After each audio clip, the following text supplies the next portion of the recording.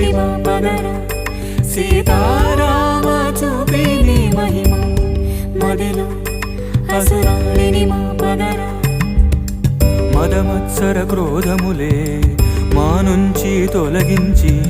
సుగుణాలను కలిగించి హృదయాలను వెలిగించి మా జన్మము ధన్యము చేయుమురా